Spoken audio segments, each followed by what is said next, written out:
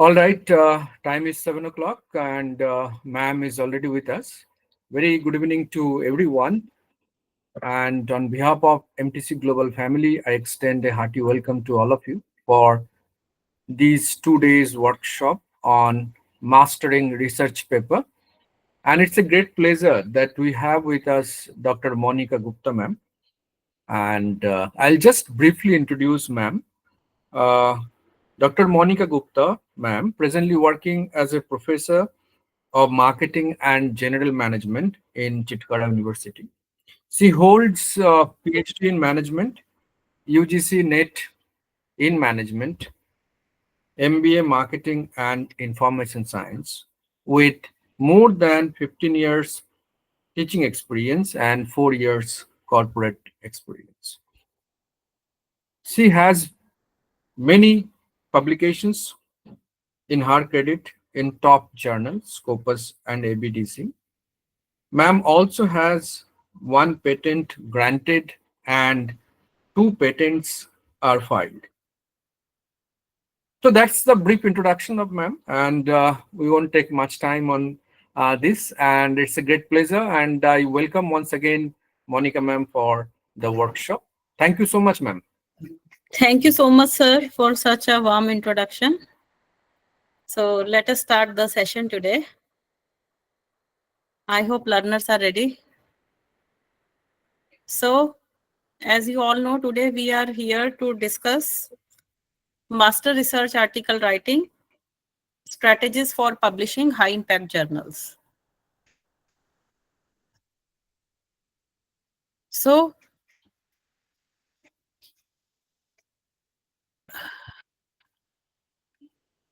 this program delves into the intricacies of crafting compelling research articles suitable for high impact journals.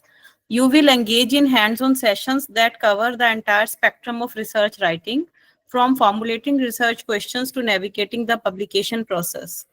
Emphasis will be placed on understanding publication ethics, avoiding common pitfalls, and effectively targeting Scopus index journals.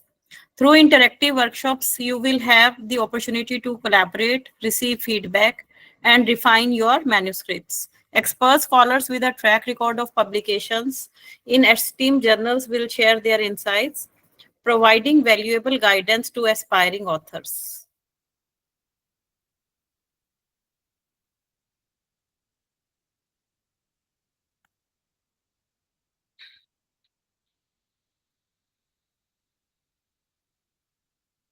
So let us understand the concept of the workshop through a caselet.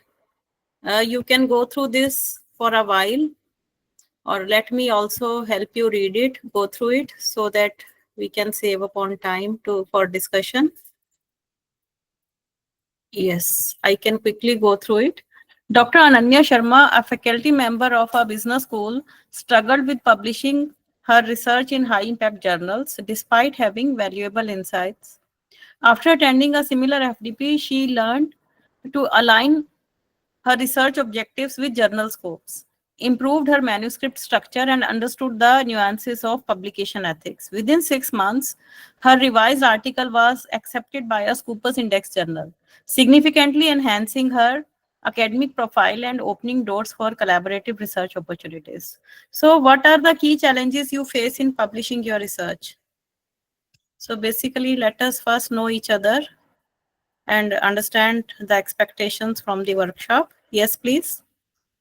You need to be participative and interactive throughout the session so that we can actually get benefited with the purpose of joining the workshop. Yes, please. Anyone? What are the key challenges you face in publishing your research? I am asking you, the participants. One is academic schedules. The second Academic, thing is, yeah, pardon? Academic schedule? academic schedules. Can you Busy with please the classwork. elaborate? Busy with the classworks and evaluations. Every college is back of NB and NAC That is accreditations. okay. That I understood, but related to this uh, research Yeah, research identifying publication. the best journal. Very right. This is the correct answer. Identifying suitable journals, understanding submission guidelines, and addressing reviewer feedback. Very right, ma'am. Thank you so much for such a positive and quick response. How can participating in an FTP improve your research writing skills? Yes, please. Anyone?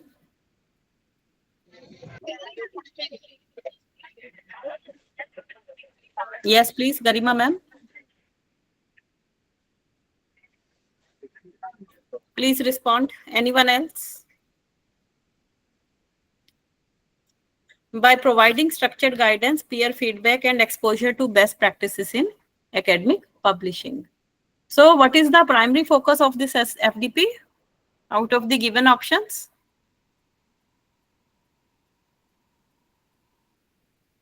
We need to be quick in responding. Strategies. C. Right. It is C, enhancing research writing for high impact journals. Which of the following is emphasized during the FDP? Publication ethics, madam. Very right. Publication ethics. Very right. So let us focus on a sample research model. The title is Integrating Sustainable Practices in Business Management. So what will be the different steps to be taken? Let me explain first. First, you identify the research problem related to sustainability in business practices. Second, review existing literature to understand current sustainable practices. First is identify the research problem. Second, review existing literature. Third, formulate research questions focusing on gaps identified.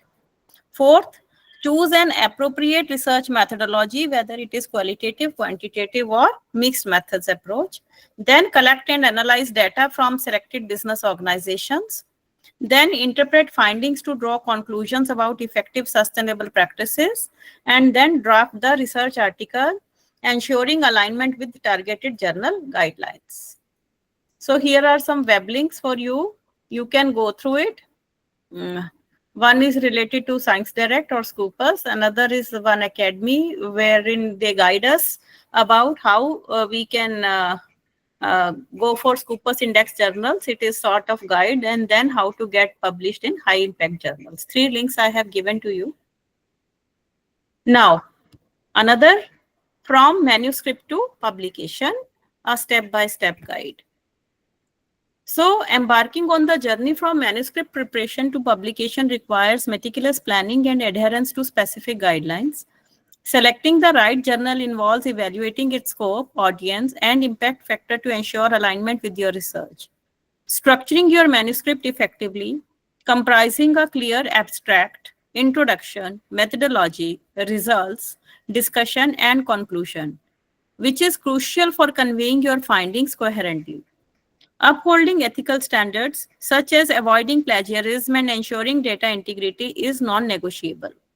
When responding to reviewer feedback, approach critics constructively, making necessary revisions and providing clear explanations for any disagreements. Finalizing your research article involves thorough proofreading, formatting as per journal requirements, and submitting through the appropriate channels. Each step, when executed diligently, increases the likelihood of your research being accepted and published in a reputable journal. So let us explore this one through a caselet. Now see, Professor Rajiv Mehta aimed to publish his research on consumer behavior in emerging markets. Initially, his manuscript was rejected due to misalignment with the journal scope and structural issues. After attending a workshop on publication strategies, he revised his manuscript, ensuring it met the targeted journal's criteria and addressed previous feedback. His resubmission was accepted, leading to increased citations and recognition in his field. So what factors should you consider when selecting a journal for your research? Yes, please. Factors to be taken into? Yes, please. Journal scope and structural issues, madam. Very right, sir. It is journal scope, audience, impact factor, and submission guidelines. Thank you so much. I really appreciate when all of you answer to the point. Now, crafting a high impact research article, let us discuss each and every part in detail. Let us start with discussion on title. So the art of title crafting means a gateway to high impact publications. What does it mean? The title of a research article serves as the first point of contact between the work and potential readers. A well-crafted title not only captures attention but also succinctly conveys the essence of the study. Effective titles are typically concise, specific, and informative, allowing readers to quickly grasp the study's focus. For instance, a title like Impact of Social Media Marketing on Consumer Behavior in Urban India clearly indicates the study's variables and context. Now I repeat, impact of social media marketing on consumer behavior in urban India. So variables are clear, context is clear. So it is crucial to avoid vague or overly broad titles as they may fail to attract the intended audience. Additionally, steering clear of jargon and ensuring grammatical correctness enhances readability and professionalism. By adhering to these principles, researchers can increase the visibility and impact of their work in high-impact journals. So let us see the caselet to understand how to frame the title. Dr. Meera Patel, a marketing professor, conducted a study on digital advertising strategies. Her initial manuscript titled Digital Marketing Techniques received limited attention. After revising the title to Evaluating the Effectiveness of Influencer Marketing on Brand Engagement Among Millennials, the article garnered significant interest and was accepted by a Scopus Index journal. Now see the revised article clearly. Evaluating the effectiveness of influencer marketing on brand engagement among millennials. This change not only improved the article's clarity but also aligned it more closely with the journal's readership. So why is specificity important in a research article title? I mean the specific titles, what they clearly communicate. To attract the readers. Okay, one is to attract the readers, very right. What else? Madam, The one point variables is that discussed. The uh, variables discussed. article should be relevant, madam. It should be Relevant, right? new. Should be right. new. New, right? Yes, Neena ma'am was also saying something. There are different variables in the title, Yes, so they are very right. like they are. Yeah. Variables must be clearly indicated. So specific title clearly communicate the study's focus, attracting the appropriate audience and increasing the likelihood of citation. That is also important, citations. So which covers all the points that you have mentioned. What are the risks of using jargon in a research title? Risk of using jargon in a research title. Yes, please. Pardon? Jargons can obscure meaning, making the title less accessible to a broader audience and potentially limiting the article's reach. Okay. Which of the following is a characteristic of an effective research article title? See, concise and specific. Very right, concise and specific. What is a common mistake to avoid when crafting a research title? Using technical jargon. Very right, very right. Using technical technical jargon. Now let us discuss a sample research model. Analyzing the impact of remote work on employee productivity in the IT sector. So what is the first step? Identify the main variables. Can you identify? We are discussing this Yes, title. madam. Remote work and employee Yes. productivity. Remote work is which type of variable? IV or DV? Dependent variable. How? Sorry, madam. Employee productivity is dependent on remote work. Very right, sir. Remote work is independent variable and employee productivity is dependent variable. Very right. This is the first step. Second, specify the context. What is the context here in this title? Is the Right, IT sir. sector, It madam. is IT sector. Third, ensure clarity and conciseness. Fourth, avoid jargons and ambiguous terms. And fifth, incorporate relevant keywords for searchability. This is also important. Selecting or incorporating relevant keywords for searchability.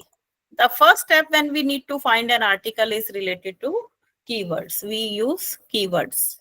So we should have such words which can get our article identified. Now another link I have given from Nature Index, how to write a good research paper. Then strategies to maximize title effectiveness.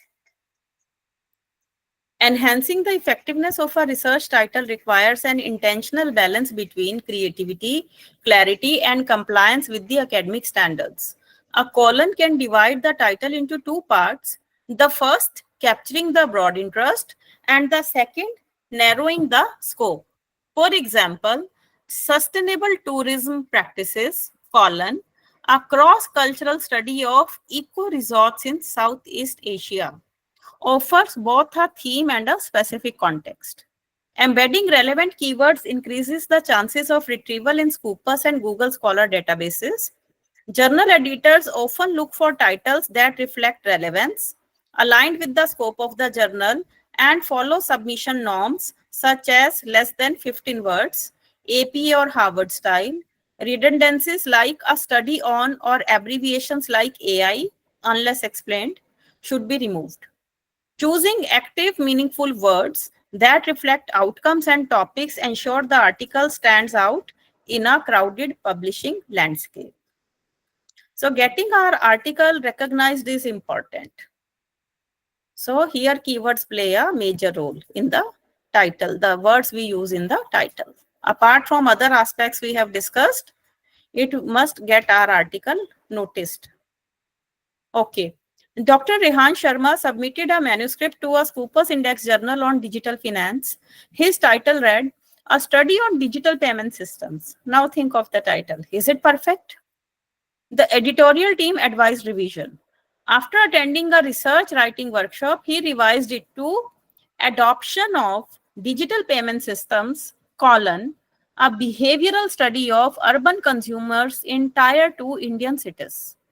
This title used the colon effectively, specified the population, highlighted the geographic focus, and included keywords like adoption, digital payment systems, and urban consumers. The revised title met the journal's guidelines, passed desk review, and was indexed within a month. This realignment not only improved acceptance chances, but also made the article more discoverable in financial research database. So how does aligning with journal title length or formatting guidelines increase the chances of publication? Yes, please. I hope the case is clear and the question is clear. So please respond. Yeah, it is not the length of the title, ma'am. It is focusing on the specific concepts, like, as you said, it's a geographical impact, such kind of, Okay. jargons. Right. And ma'am, one question from my side. Are you going to share this PPT at the end of the presentation? I hope Bhola sir will share the Thank video you. which will comprise this. Thank you. I might have joined Yeah, late. because the session is being recorded, so all slides will be visible in the recording itself. Right? So it meets the technical and editorial expectations of the journal, preventing desk rejections for non-compliance. Now, you see, we need to think from the viewpoint of evaluator or the editor. If we are the editor or the reviewer, what will be our move once we come across such an article that we have submitted? Think from that perspective. So first thing is we have to prevent desk rejections for non-compliance. Clear? Then, why should ambiguous abbreviations or generalizations be avoided in the title? Because these may confuse the reader or misinterpret the scope of the research, reducing clarity and impact. What is a primary reason for including keywords in a research title? Yes, please. C. To enhance Right. indexing and To searchability. enhancing indexing and Very right. searchability. Very right. What is the ideal use of a colon in a research title? B. Use of colon. Two dots. B. To separate the main idea and the detailed Very content. right. It is B. Now see this title, Employee Engagement Strategies, colon, examining their impact on productivity in Indian IT startups. So first is define IV and DVs here. What is IV and what is DV in this case? Independent and dependent variables. Engagement strategies is independent. Which one? Engagement strategies is independent. Productivity is dependent. Very right, sir. Employee engagement is IV and productivity is DV, dependent variable. Now, what is the context here? Context. IT startup. IT startup. Yes, Indian IT startups. Then we need to choose precise terms and avoid broad or ambiguous wording. Then we need to apply colon to enhance clarity between theme and focus. And then we need to validate keywords, that is to check alignment with scopus and domain specific terms. So I'll suggest, please go through the similar articles from the journal in which you are planning to submit your article. Have some references, 4 or 5 references from the same journal. This will help you increase your chances of avoiding desk rejection, apart from other norms, right? Then, from title to impact, laying the foundation for publication success. The journey to a high impact research publication begins with the powerful title. A well-composed title captures the attention of editors, reviewers, and readers. It reflects clarity, originality, and alignment with both the key research focus and the journal readership. Keyword-rich titles enhance the discoverability of your work, thereby improving citations and academic reach. Always review the submission guidelines of your target journal, particularly title length and word usage. Avoid vague phrases, filler words, or abbreviations unless universally recognized. Effective title writing is a skill that improves with practice and peer feedback. After completing your manuscript, revisiting your title with a fresh lens often reveals opportunities for refinement. Remember, your title is more than just a label. It's your research's first impression. Now, let us explore this further through a caselet. Should we go this way? Is the float okay with you? All of you are getting the things? Yes, ma'am. Okay, thank you. A group of faculty from a B school in Bangalore participated in this FDP to improve their academic writing. This is just an assumption. One team revised their manuscript titled Marketing in the Digital Age to Personalization Strategies in Digital Marketing, colon, a study on e-commerce user retention in South India. The new title used region-specific context, clear variables, and meaningful keywords. Within 3 weeks of submission to International Journal of Consumer Studies, this is all hypothetical, the paper passed initial editorial screening. During review, one referee highlighted the strength of the title in precisely reflecting the content. This reaffirms that a strong title can increase acceptance probability and serve as a powerful tool for academic visibility. So what should be the last step in finalizing your research title before submission? You need to, Keywords. Precisely reflecting the content. okay, you need to revisit the title Strength after of the creative. after completing abstract, and results to ensure alignment and precision. Very right, sir. How can peer feedback improve the quality of your research title? Peer feedback. It provides, yes, Academic feasibility. right. It provides multiple perspectives and helps identify ambiguity, overuse of jargon, or irrelevance of keywords. What best describes the function of a research article title? Yes.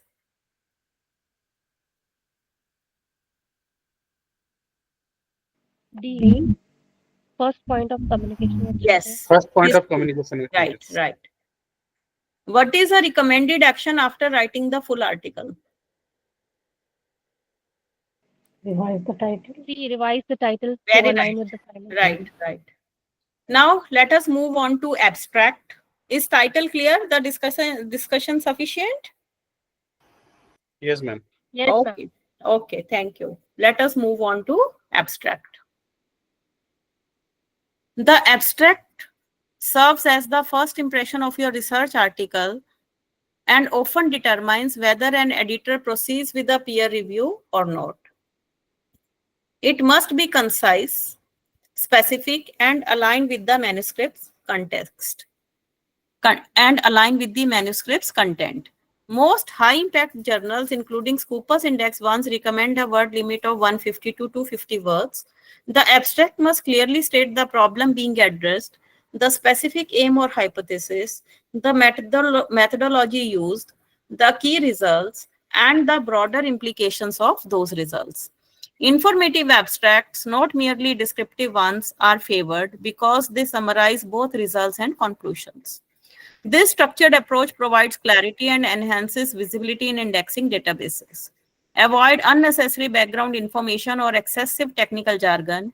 Precision, relevance, and alignment with journal guidelines significantly increase acceptance chances. Now see the caselet.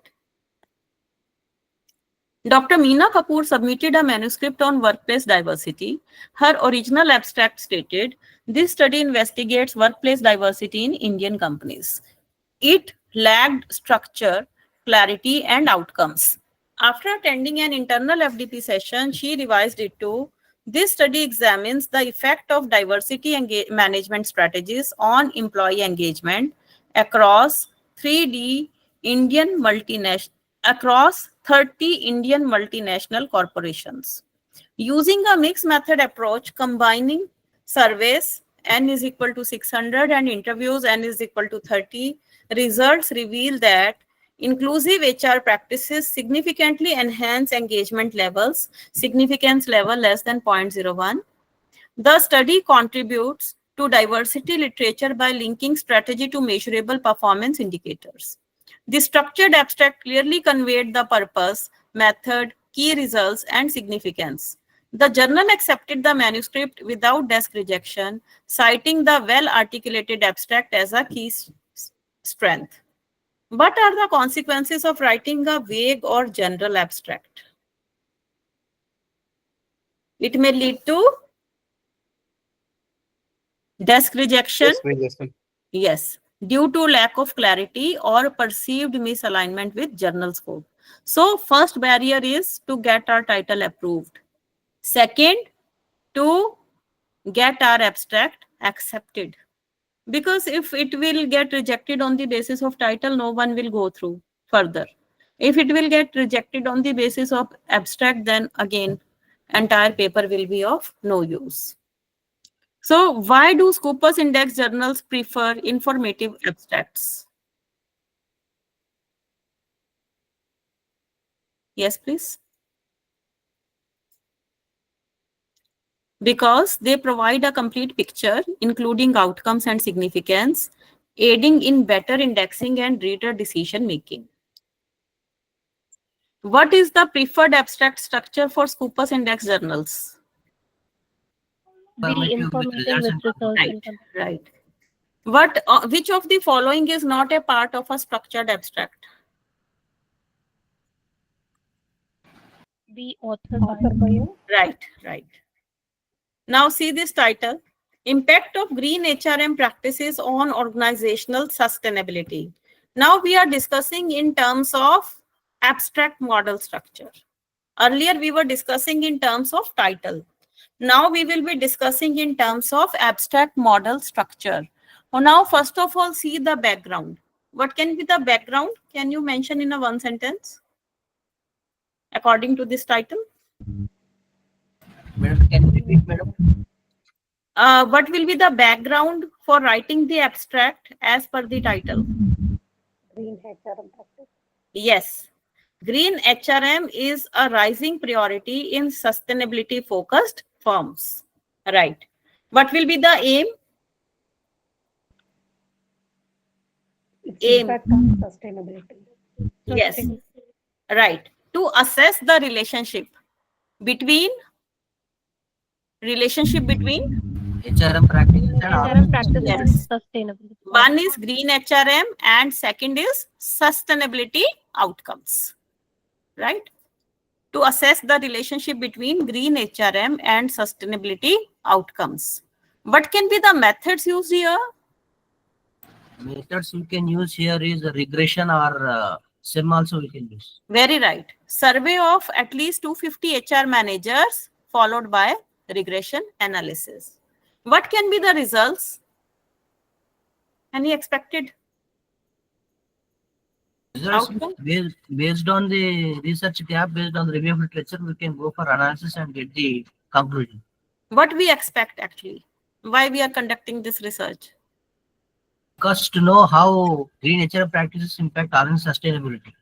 Very right.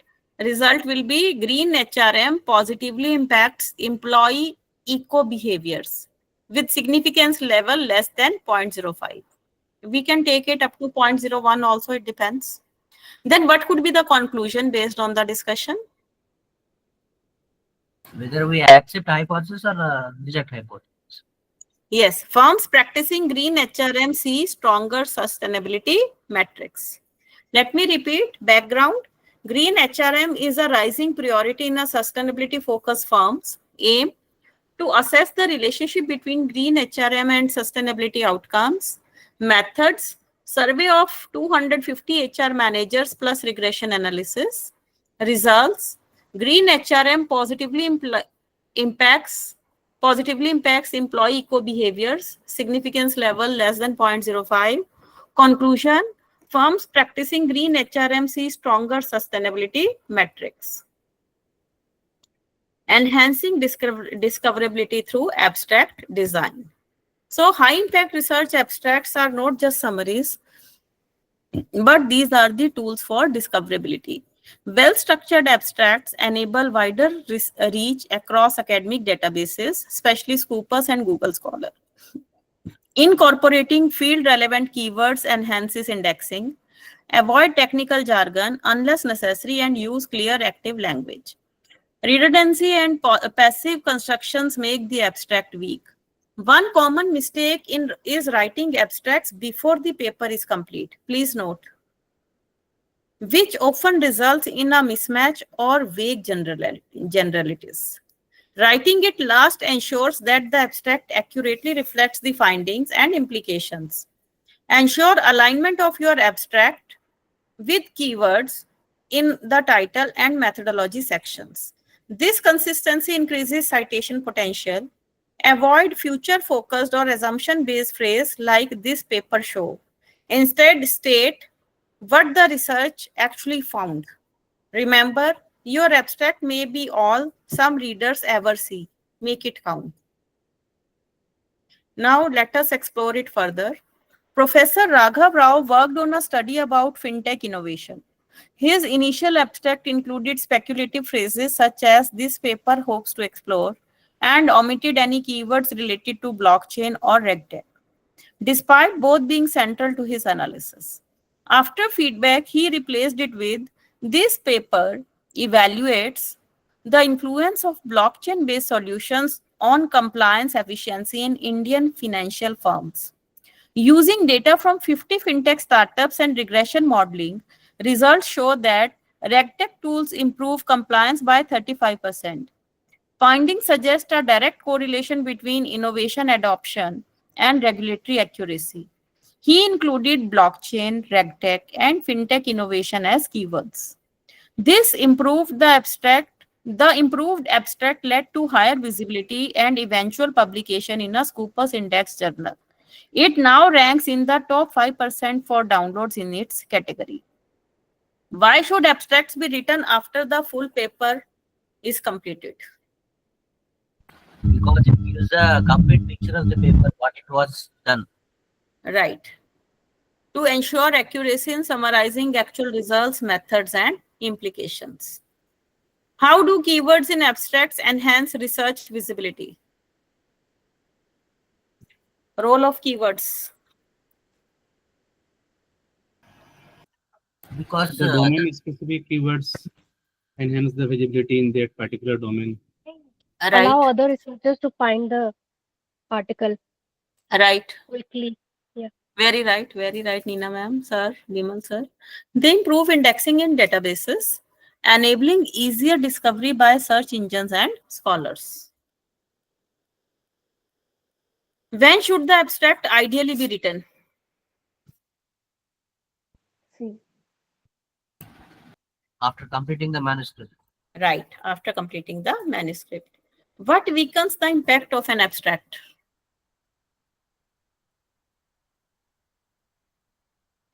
citing research findings, the Which one? It is? weekends. Redundancy and Redundancy passive and voice. passive. Right, it is C. Redundancy. Redundancy and passive voice. Okay. Now let us move on to next part, that is introduction. I hope title and abstract is clear to everyone. Yes, ma'am. Should we move Yes, madam. to Yes. introduction? Right. Okay. The opening section of a high-impact research article performs several critical functions. First, it begins with a broad overview to orient the reader to the research field. This approach allows your audience to connect your work with larger ongoing conversations. Next, it narrows its focus by highlighting specific gaps or conflicts in current literature. Identifying this knowledge gap strengthens the necessity of your research. The central research question or hypothesis should follow, placed clearly and early to emphasize what the study addresses. Then the introduction should stress the relevance of the study both in the theoretical advancement and real-world implications. Finally, it must present a brief roadmap of the paper structure. This roadmap allows readers to anticipate how the research will unfold, improving clarity and reader engagement. For example, in a study on digital transformation in SMEs, the researcher began with global trends, pointed to a gap in SME studies, started a performance-related question, and outlined the structure. What we are trying to say, let us see. Dr. Nair, a faculty member of a B school, aimed to publish a research article on leadership agility during digital transformation. Her first draft began with a list of leadership models, confusing reviewers due to lack of focus. After attending a FDP, she revised the structure. She began by presenting the urgency of digital transformation post-pandemic, then highlighted that most studies on leadership agility focused only on large enterprises. She positioned her study to explore SMEs and explicitly stated her central research question on how leadership agility affects innovation outcomes in SMEs. She concluded the introduction with a roadmap showing how the paper explores the literature review, methodology, findings, and implications. This clear and logical structure helped reviewers quickly grasp the importance and novelty of her study. Now comes the novelty. Her article was later accepted in a Scopus Index journal with a commendation on clarity and alignment. So, why is identifying a knowledge gap important in a research article introduction? Novelty is important, no, madam. Pardon? Novelty should Yes. be uniqueness. Right. It highlights the uniqueness and necessity of your study by showing how it addresses unanswered questions. Very right. What function does a roadmap serve in the introduction? Role of roadmap in introduction. It guides the readers through the article structure and enhances readability and engagement. What is the first step in writing an effective research article introduction? Yes.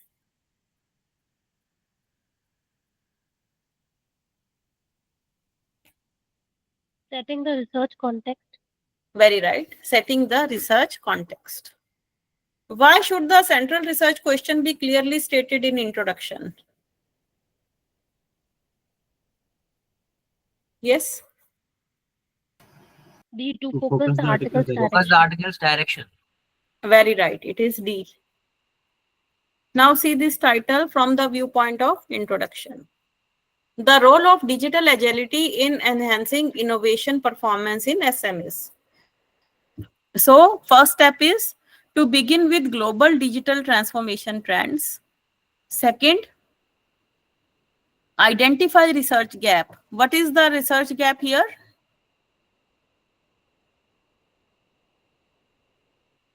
Research gap.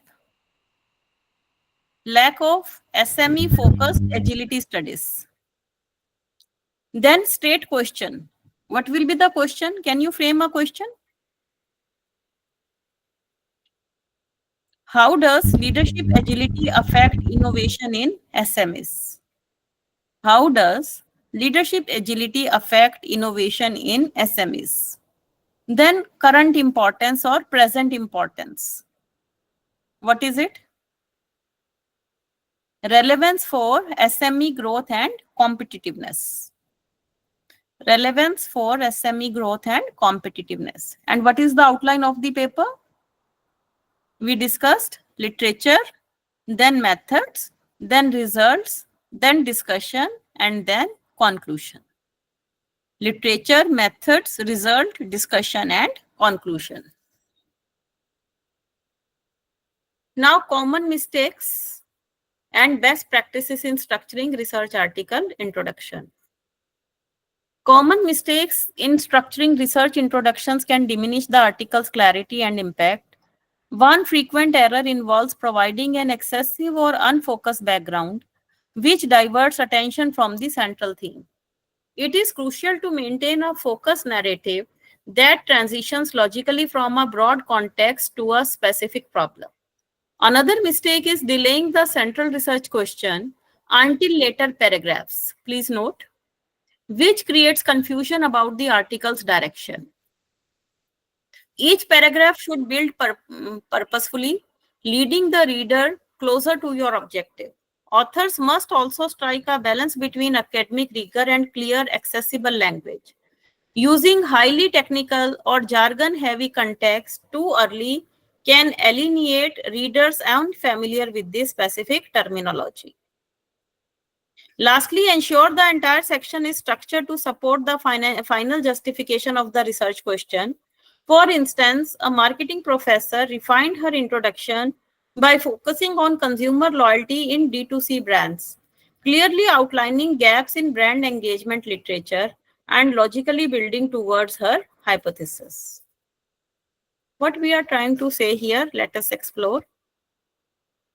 Dr. Joshi submitted an article on D2C brand engagement to a Scopus Index journal. Reviewers rejected the article due to a cluttered introduction. Initially, she described all D2C market trends without linking them to her research problem. She also used technical marketing terms that confused even peer reviewers. After guidance, she reconstructed the introduction. She opened with a brief but powerful data point about rising D2C brands, followed by a summary of current academic findings. She then identified a clear gap, a lack of research on digital storytelling's role in building loyalty. Her refined version stated the central research question in the second paragraph and ensured that all subsequent lines connected back to the objective. She avoided dense jargon and used concise transitions. This revised structure improved coherence and clarity, leading to her article's acceptance in the Journal of Retailing and Consumer Services. but can happen if an introduction provides too much background. It's Yes. confusion. Yes. It can dilute the focus and overwhelm the readers, making the research aim unclear. Very right. Why is academic clarity crucial in writing high impact introduction? Academic writing is a skill all of us know. Why is academic clarity crucial in writing high impact introductions? It enhances To readability. identify a clear gap. Right. It enhances readability, improves understanding, and broadens your research article's reach. Which of the following should be avoided in a research introduction? Literature. Yes, Unrelated. unrelated literature. When should the central research question be stated? After literature review. Central research question. Abstract. Early in the introduction.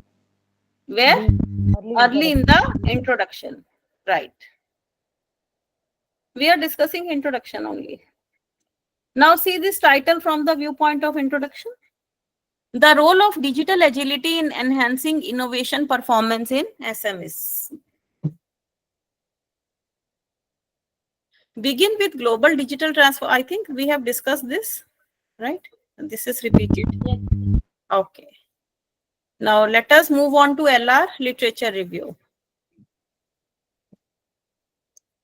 So basically the literature review serves as a crucial component of a research article, offering a comprehensive overview of existing studies related to the research topic. It establishes foundation by summarizing current knowledge, theories, and methodologies, thereby contextualizing the new research within the broader academic discourse. By identifying gaps, inconsistencies, and areas lacking consensus, the literature review highlights the necessity and relevance of the current study. It also demonstrates the originality of the research by showcasing how it addresses unresolved issues or explores new dimensions. Furthermore, the literature review provides a theoretical framework that guides the formulation of research questions and hypotheses. By thoroughly analyzing previous studies, researchers ensure their work contributes novel insights and avoids redundancy. For instance, in examining the impact of digital marketing on consumer behavior, a literature review might reveal a lack of studies focusing on emerging markets, thereby justifying the current research focus. What we are trying to discuss, let us see. Dr. Meera Patel aimed to investigate the influence of social media marketing on consumer purchasing decisions in rural India. Her initial literature review encompassed global studies, primarily focusing on urban population in developed countries. Upon critical evaluation, she recognized a significant gap concerning rural Indian consumers. By refining her literature review to emphasize this demographic, she highlighted the uniqueness and necessity of her research.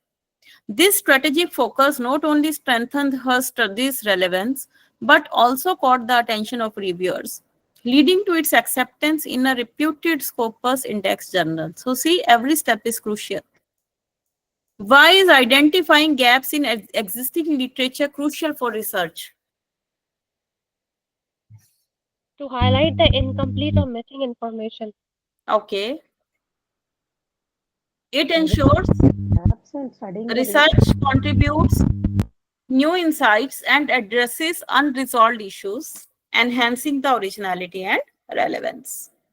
How does a literature review prevent redundancy in research?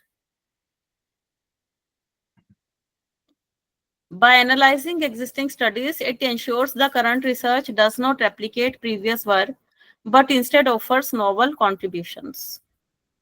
What is a primary function of literature review in a research article?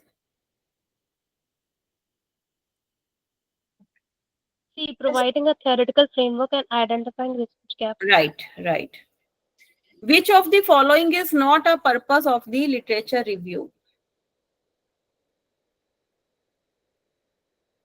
Note the purpose of LR.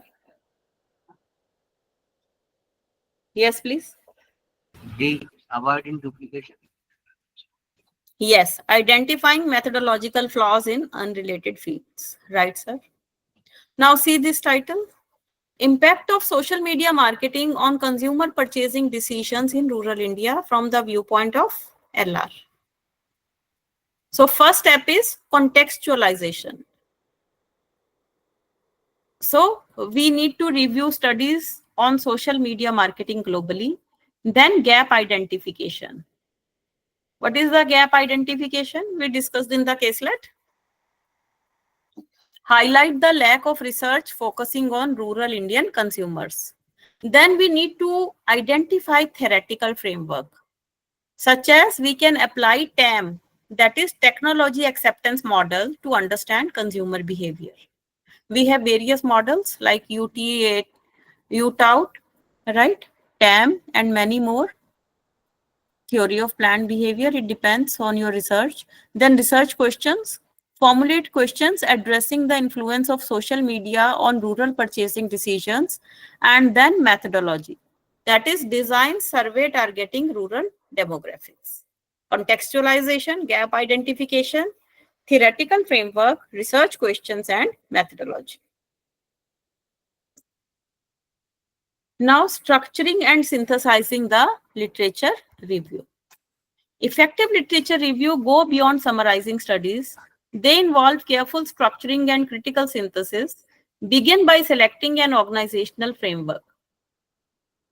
A thematic approach clusters studies by central topics. A chronological one traces developments over time, and a methodological structure groups studies by their research designs.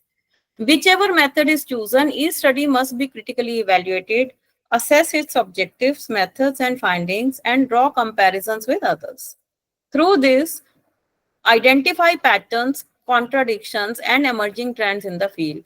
This critical synthesis enables you to build a logical, flowing narrative that clearly identifies the gap your study will address. For instance, if multiple studies examine online consumer trust but differ in their conclusions, this contradiction can become the basis for your research focus.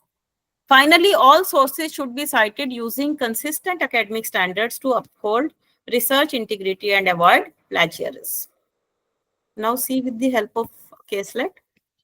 Dr. Ajay Menon was researching the role of sustainability branding in FMCG. His literature review initially included scattered studies across unrelated domains.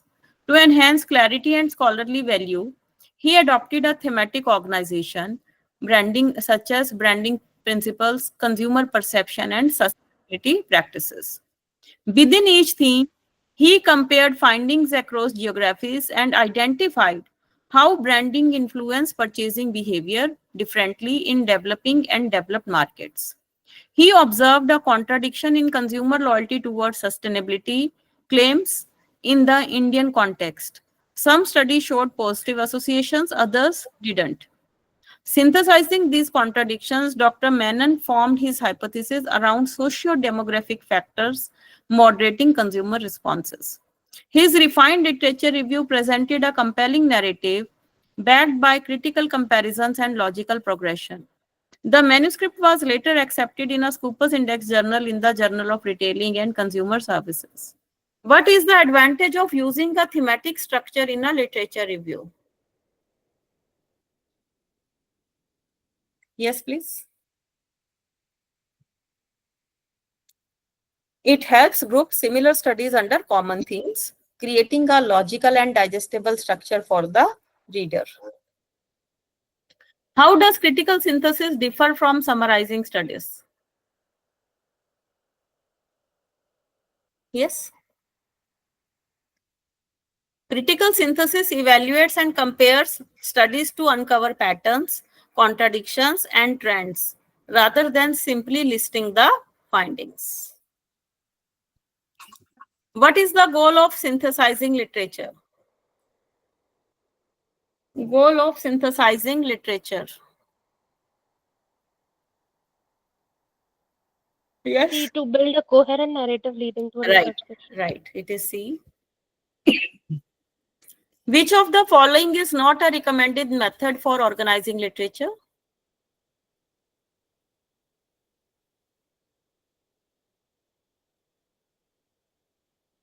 I hope everyone knows. Not a recommended method. Alphabetical. Right. It is alphabetically. A. Now see this title from the viewpoint of literature review. Impact of brand sustainability on purchase, impact of brand sustainability on purchase intent in emerging markets. So literature grouped thematically around branding, consumer perception, and sustainability.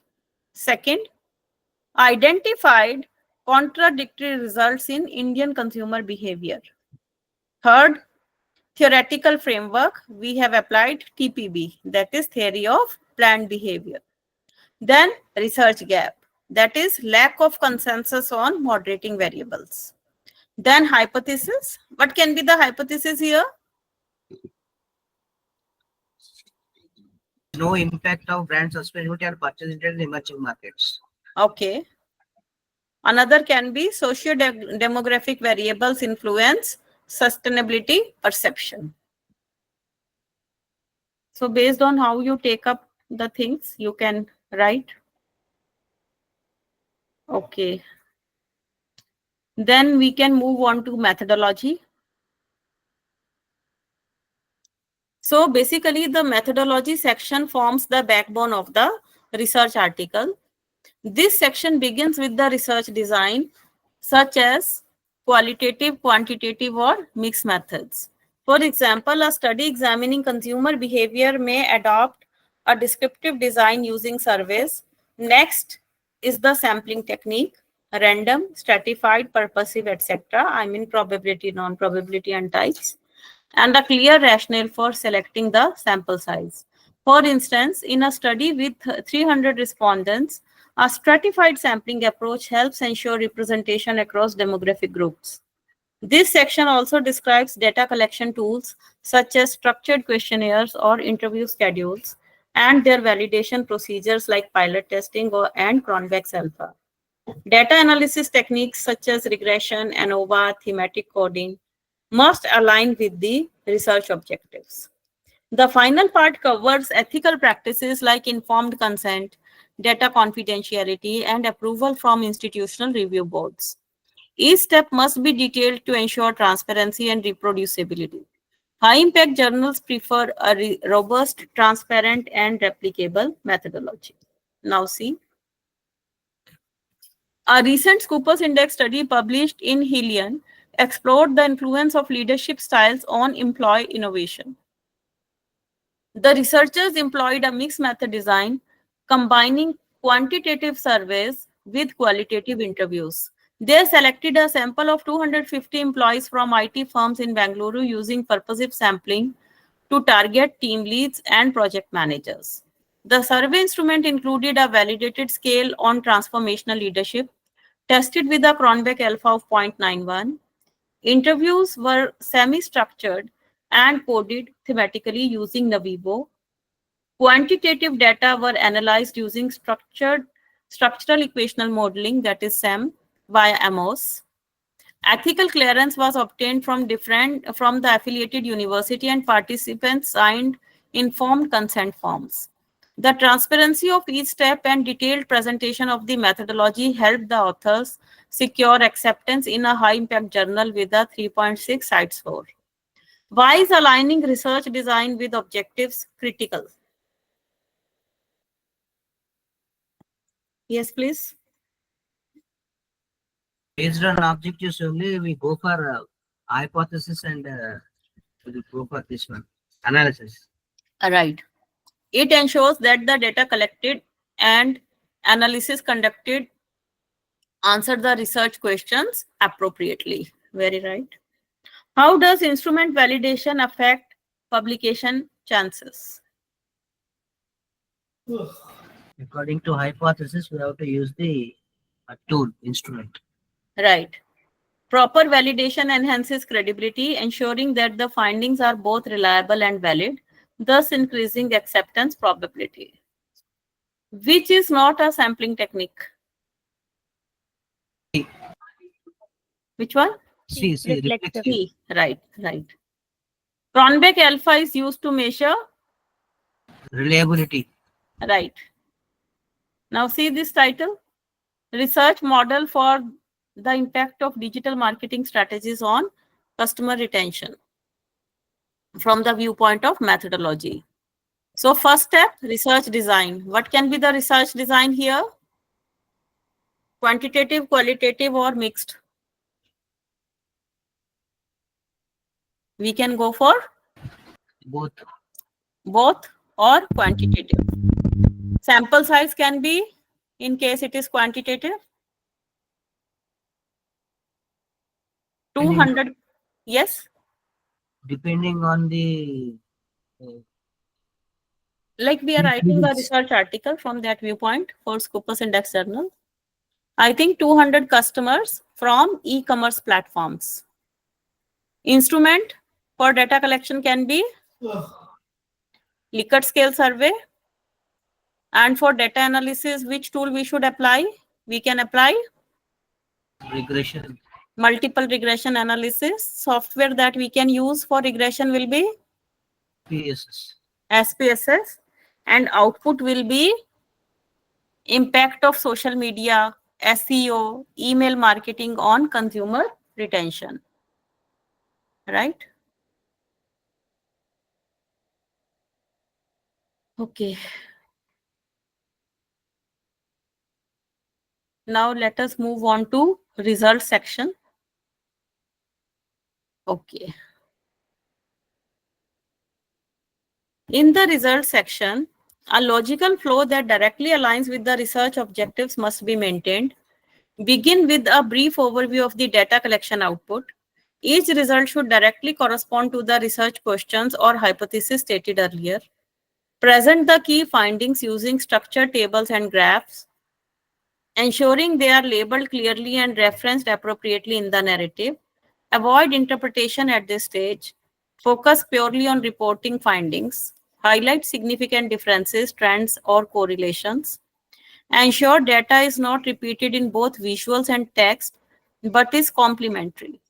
Use subheadings to organize findings under meaningful themes. For example, if analyzing consumer behavior patterns in response to digital promotions, organize results by response types, such as purchase intent, engagement rate, etc.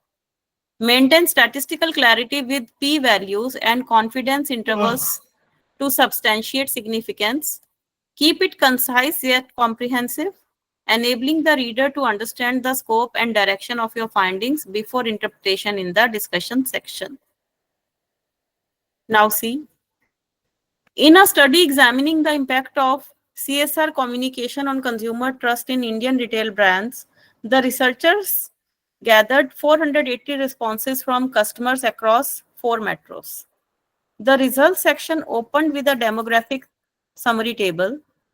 The researchers then reported findings aligned with 3 hypotheses: H1 regarding CSR visibility and trust, H2 regarding CSR credibility, and H3 on consumer loyalty. Using regression analysis, they presented tables showing R-squared values and significance levels. For H1, visibility had a significant positive impact with p-value less than 0.05, while H2 showed stronger statistical backing with p-value less than 0.01. Graphs illustrated positive correlation trends.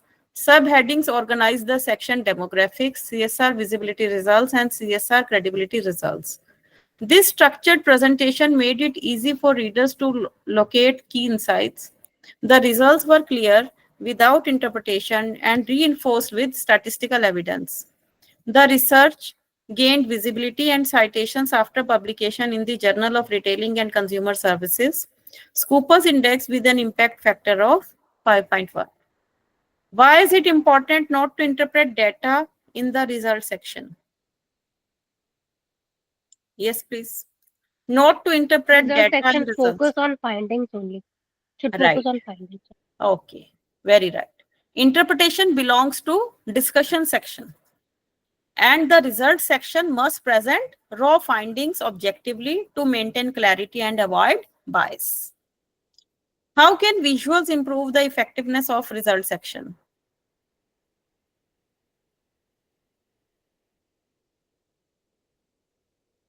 Quickly understandable. Yes. Visuals help summarize complex data, highlight trends, and improve reader comprehension, especially in high volume data analysis. Now see the caselet.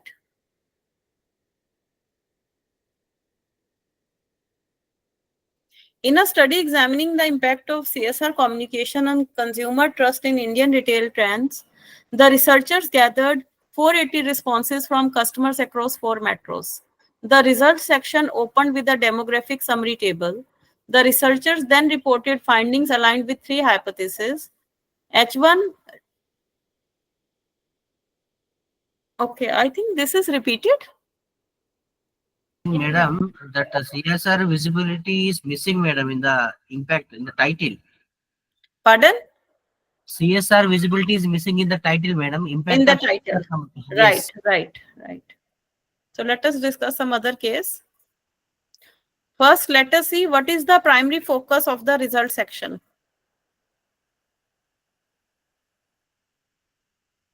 Interpretation of finding. Interpretation. Results. What we Objective discussed? reporting of findings. Yes. C. Objective reporting of findings. Right. Which of the following should be avoided in result section? Interpretation of data. Right. Now see this title. Impact of digital promotion on consumer engagement. So what will be the steps? First step, research objective.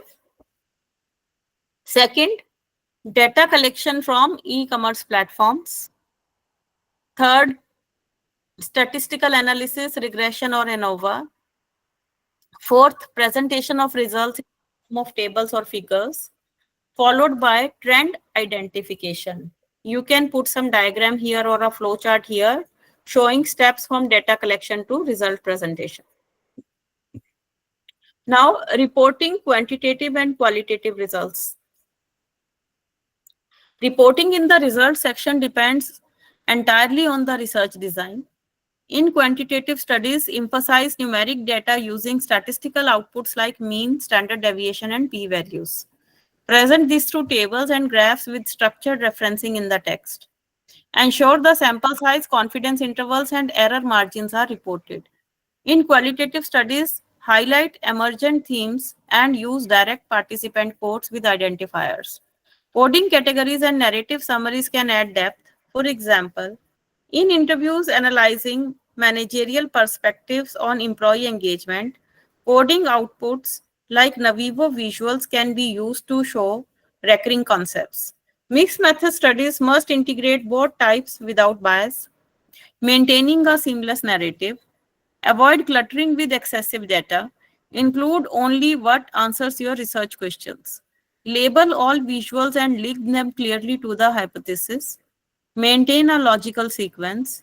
Each data type needs its own treatment method, but the overall principle remains clarity, relevance, and linkage to research aims. Now see. A research study on hybrid work satisfaction post-COVID used a mixed method approach. The quantitative component surveyed 600 IT professionals across India on their satisfaction levels. Using SPSS, the authors performed ANOVA and t-tests, presenting results via bar charts and significant tables. Simultaneously, 30 in-depth interviews were conducted with team leaders. Navivo software was used to code transcripts, and key themes included flexibility, digital fatigue, and work-life boundaries. In the results section, data from both strands were presented in separate subsections. Survey data and interview findings. The survey results indicated that employees with flexible schedules reported significantly higher satisfaction with p-value less than 0.01. Thematic visuals showed that work-life boundaries emerged in 87% of transcripts. This dual format enabled rich contextual insight while maintaining statistical rigor. The paper was later accepted in International Journal of Human Resource Management, a high-impact Scopus Index journal. So how should qualitative and quantitative results be presented differently?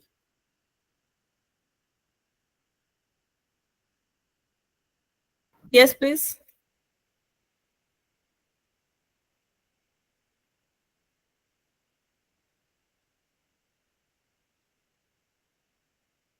Please respond. Madam, Qualitative may be used based on the type of under the technique that you are going to use.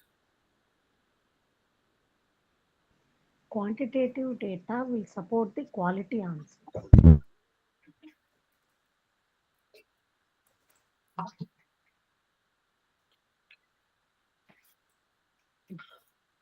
So basically, quantitative results focus on statistics and numeric patterns, while qualitative results center on themes, quotes, and narrative clarity. What risks arise if data presentation does not match the methodology?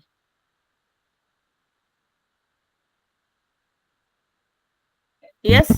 Madam, I think in vivo it is for qualitative analysis, I suppose, madam. Okay. So basically, Will not be met. mismatch leads to confusion, misinterpretation, and weakens the paper's academic integrity.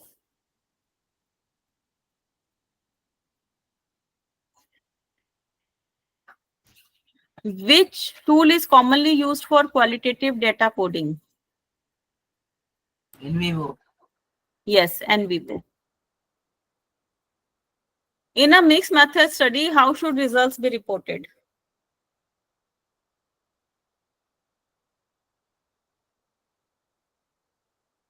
See, reported separately, then linked.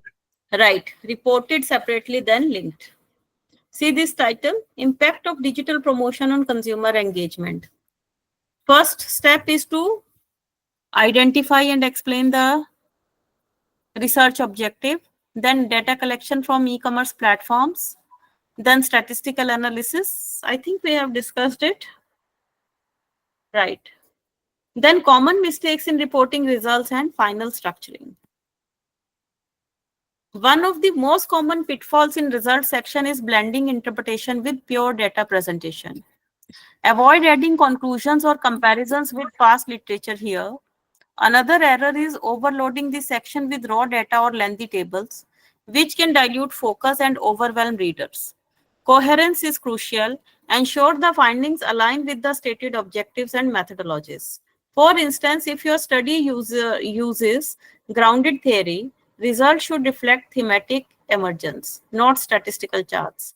Ethical transparency is another vital aspect. Report negative findings and non-significant results without omission, as they reflect research integrity. Place extended analysis in appendices. Structure the section using clear subheadings and consistent formatting, using the same order as your hypothesis or research questions. Table and figures should appear close to their narrative reference, enhancing readability. Adopting this precision strengthens the credibility and impact of the research article in high-ranked journals. Now see this.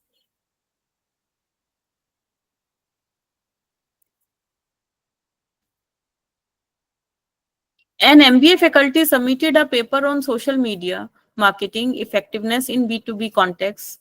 Though the methodology was robust, the paper was rejected from a Scopus Index journal due to flaws in the results section.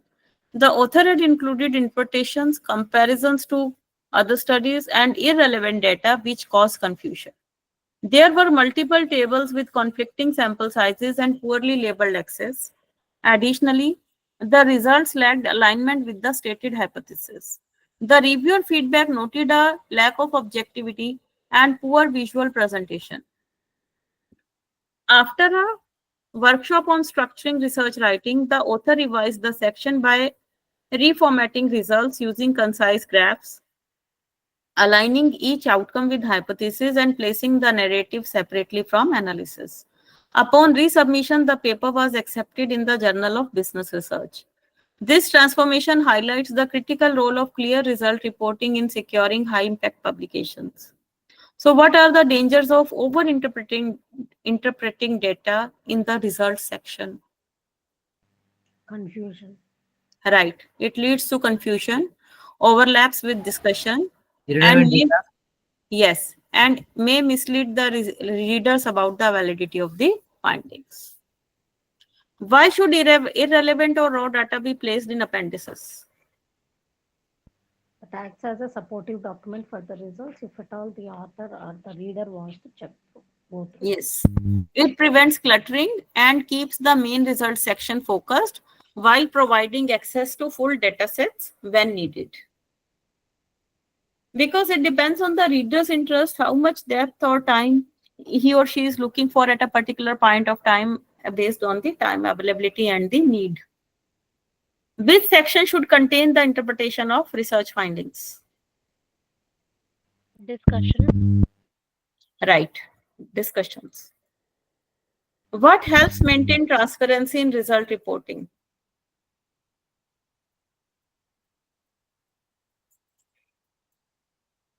D. Including both significant and not Right, significant. it is C. Now see this title, I think we have discussed. Okay. Now, ethical publishing and avoiding plagiarism. That is COPE guidelines, Turnitin and predatory journals. Let us start with ethical publishing. So this first part clear that we have discussed in detail. Yes, madam. Should we move on to ethical publishing now? Yes. Okay, thank you. So first we need to understand what we mean by this.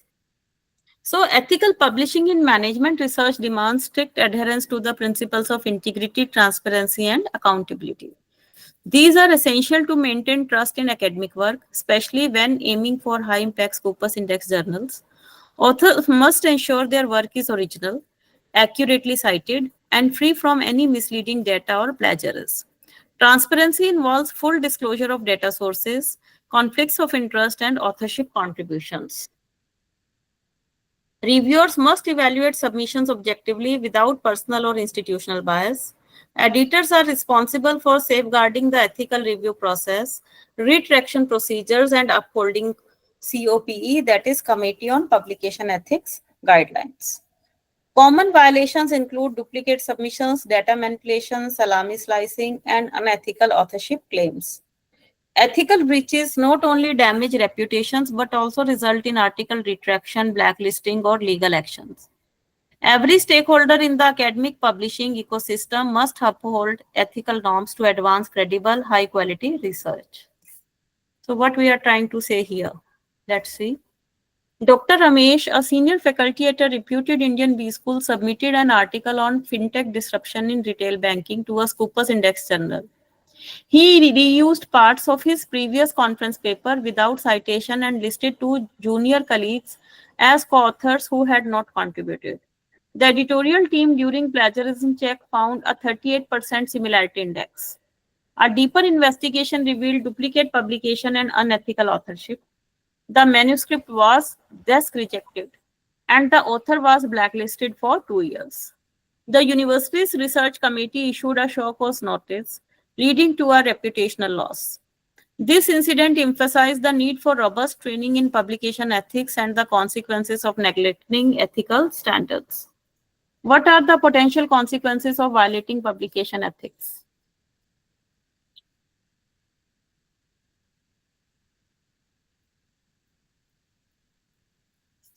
First is rejection of Rejection, blacklisted. right. Rejection of the manuscript, then retraction, then blacklisting, institutional disciplinary action. Why is transparency important in ethical publishing?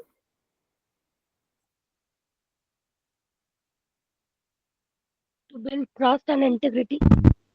It ensures honesty about data sources, authorships, and conflicts of interest. Which of the following is considered as unethical publishing practice? Duplicate submission. Right. Ethical publishing does not include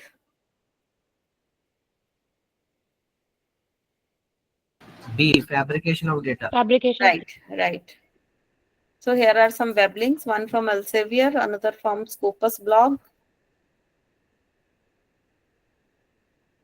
Okay, in this activity, what you can do is you can share 3 abstracts, identify ethical breaches in groups.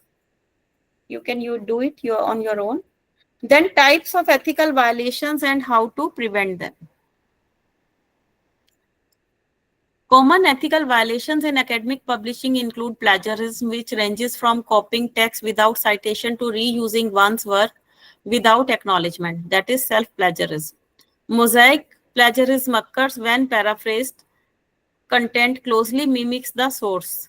Data fabrication involves making up research data, while falsification refers to altering results. Inappropriate authorship practices, such as, just a moment.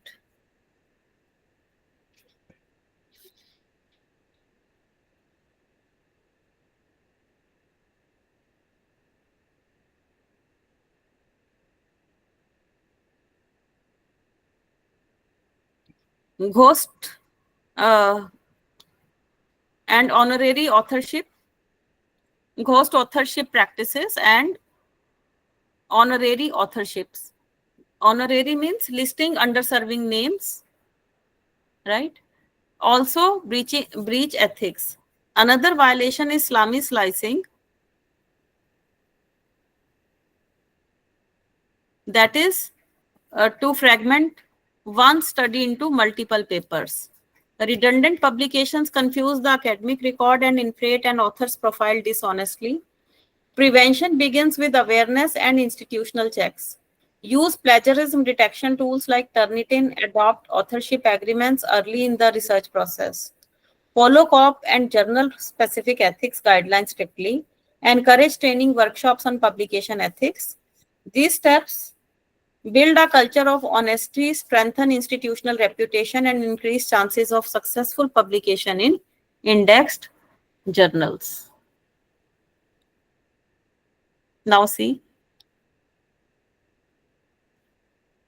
Professor Neelam, a faculty from a management institute in Hyderabad, submitted 3 papers derived from the same dataset on corporate governance to 3 different journals. Each paper presented a slightly different hypothesis but lacked disclosure of data reuse. One journal flagged the issue as Islamic slicing. After an inter-journal consultation, all 3 papers were retracted. Additionally, one co-author revealed that their name was added without consent. The scandal led to a research audit at her institution. Post-incident, the institution introduced a research integrity office and mandated all faculty to undergo a certification course on publication ethics. This case reinforced the importance of authorship consent and transparency in data usage. What is Islamic slicing and why it is unethical? Submitting papers to different journals. Publishing several papers from the same data without disclosure. It misleads and distorts the research value. How can institutions help prevent unethical publishing?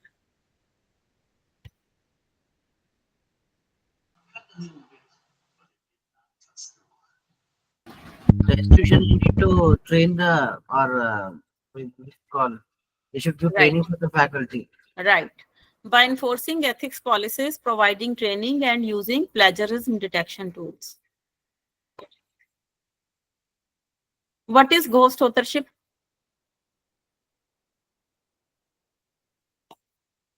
I think C, madam. Right. Excluding a key contributor from authorship. Which tool is commonly used for plagiarism detection? C. Right.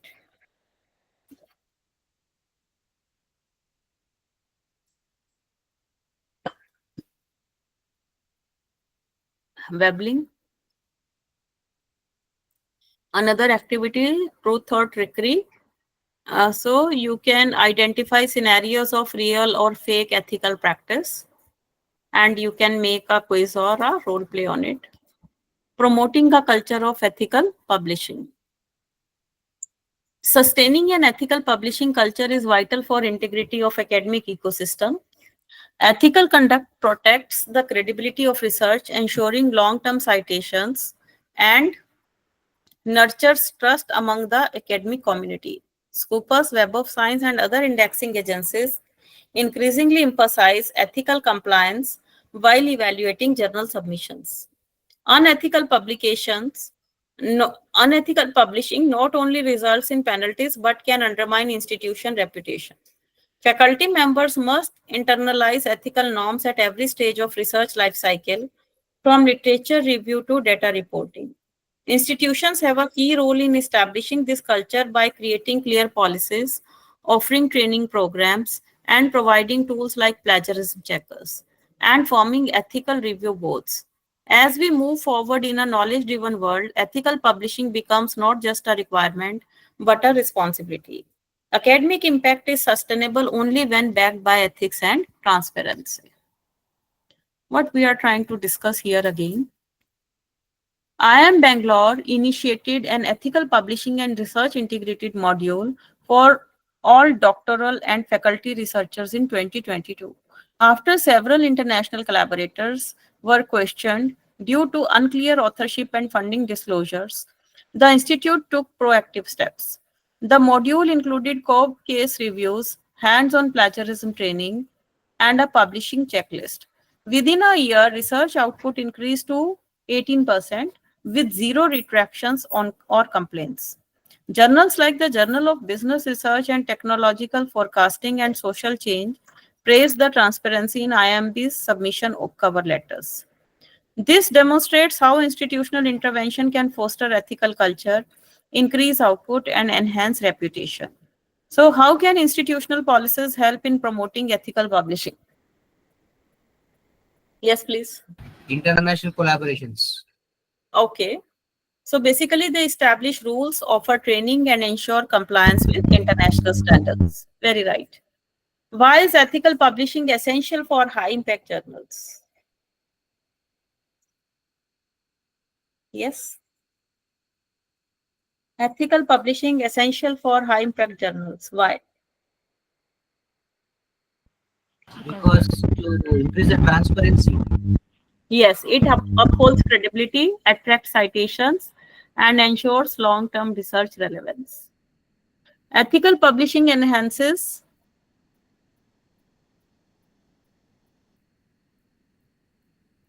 Institutional ranking. right institutional ranking. COPE stands for Publication ethics to be. right. So here is the web link. So you can have you can the participants, you can design a draft ethics policy for your department as institutional ethics framework. Okay. So should we stop here? Should we continue avoiding plagiarism tomorrow? Yes, this will. Okay, ma'am. Okay. We have discussed ethical publishing, one part. Now from avoiding plagiarism, we will continue tomorrow. Right? Any questions? Any suggestions?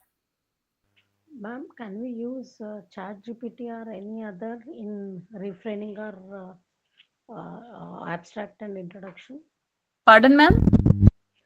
Can we use ChatGPT or such kind of tools to modernize our introduction and abstract? No, ma'am. Basically, what happens is ChatGPT is having data up to 2021 only. After that, it has not been updated. So only, it is already old, 4 years back. No, no, It no. is We prepare the abstract and we prepare the introduction, but modernizing it, like no, ma'am. You can just take the ideas using AI tools, but you have to write in your own words. Because if you put up your original work in any of the online platforms, it may reach any place and originality may not remain. Okay, thank you. Yeah, because these models are also using the data inputs for their further research.